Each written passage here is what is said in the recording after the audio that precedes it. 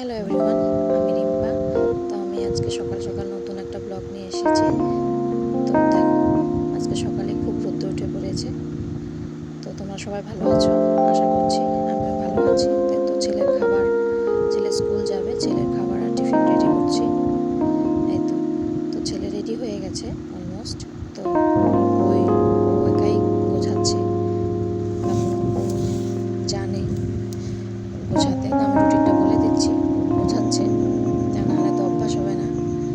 তো এই চলছে। আর সকাল সকাল তো স্কুল যাবে, তো ঠাকুর নমস্কার করে বেরিয়ে পড়বে।